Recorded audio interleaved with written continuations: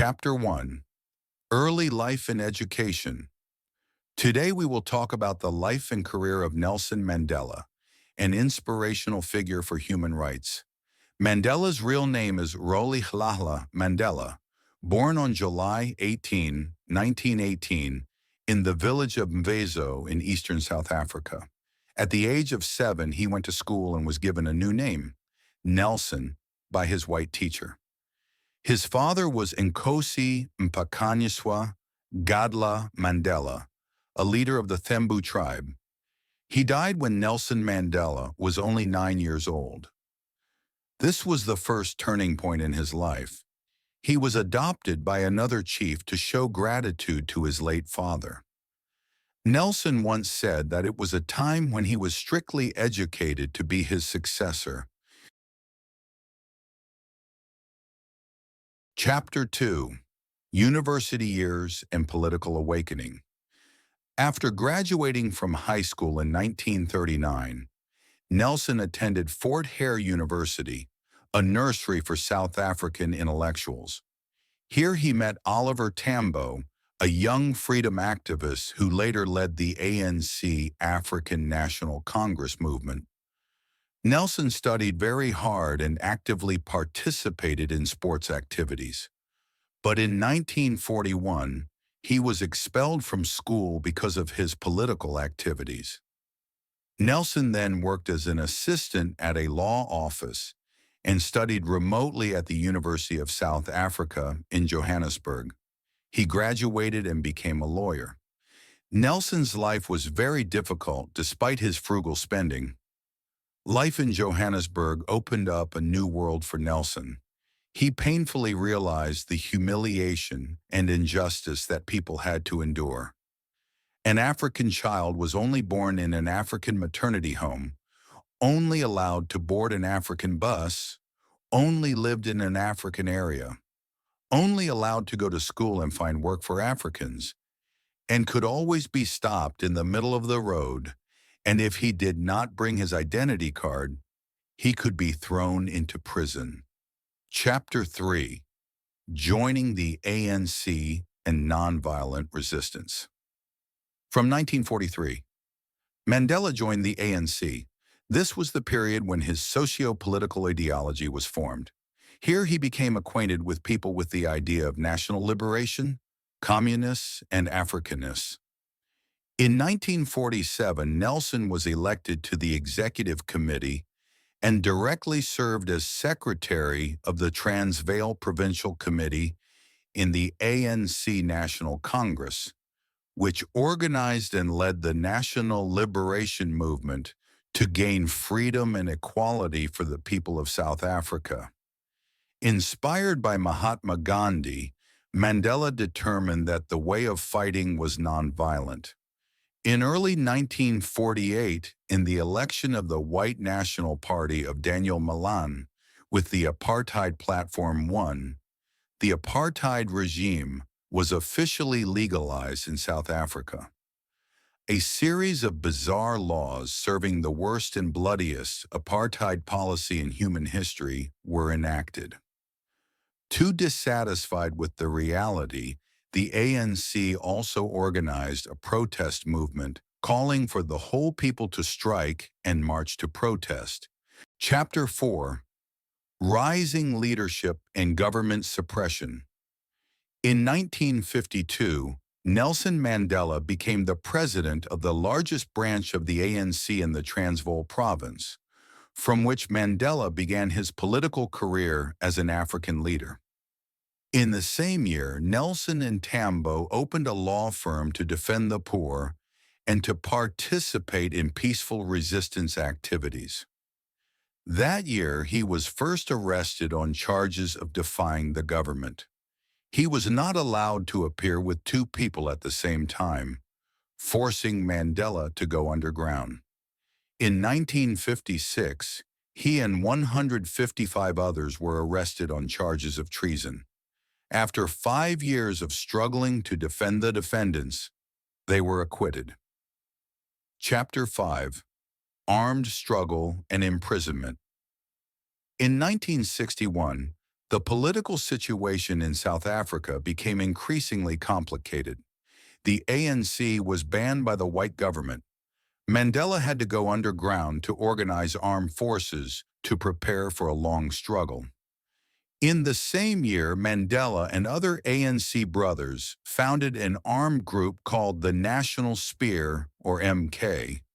The group regularly carried out sporadic guerrilla attacks. In November 1961, Nelson Mandela became the leader of the MK armed wing, using force in the struggle.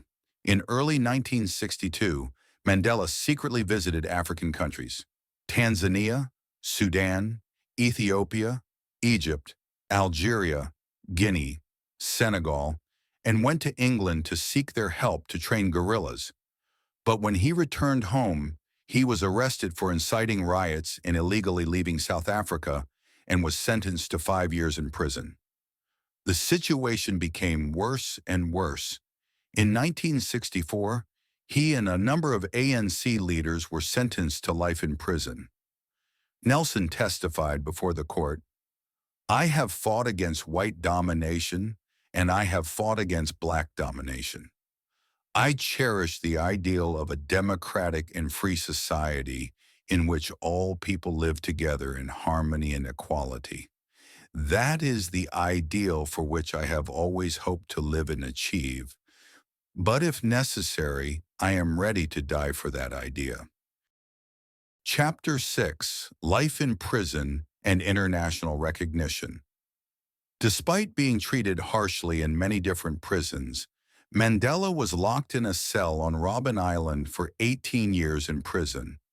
He persisted in his struggle and also organized studies, making Robben Island Prison a Mandela University. In 1982, he was transferred to Pollsmoor Prison on the mainland near Cape Town. In the following years, South African President Botha offered to release Mandela if he would give up his armed struggle. However, Mandela refused.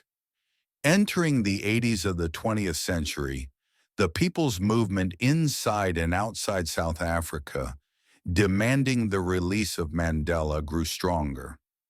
During that time, the ruling party continued to negotiate with the ANC led by Tambo. Chapter 7: Release and Path to Presidency. The result of the negotiations was that Mandela was released in 1990 at the age of 71. After leaving prison, Mandela entered a new struggle. The first task was to gather ANC forces inside and outside the country. Soon he was appointed vice president of the ANC. Nelson Mandela continued the fight against apartheid, leading to the parliament approving the abolition of the brutal decree that had been in place for more than a century in this country in June 1991. In July 1991, Nelson Mandela was elected president of the ANC, and on May 10, 1994, after winning the first democratic election without distinction of race in South Africa, he became the first black president of the Rainbow Country. Chapter 8: Presidency and National Reconciliation. During his presidency from 1994 to 1999, Mandela often gave priority to the issue of national reconciliation. In 1999, due to his old age, he decided not to run for a second term and retired in 1999. His successor as president of South Africa was Thabo Mbeki. Chapter 9: Legacy and Final Years. The influence of Nelson Mandela's great personality goes beyond national borders. He was awarded the Nobel Peace Prize in 1993. Since 1999, the United Nations has taken his birthday, July 18, as Mandela Day to commemorate his contribution to the freedom of the world. After retirement, Mandela continued to play an active role in many social and human rights organizations. Since June 2013, his health has deteriorated. He passed away at 0050 on December 5th, 2013 in the capital Johannesburg at the age of 94. He once said, "I absolutely hate racism and all its manifestations. I have fought for it all my life. I am fighting and will continue to fight till the end of my life." And he did it. No one is born hating another person because of their skin color, status, or religion. It is formed through education.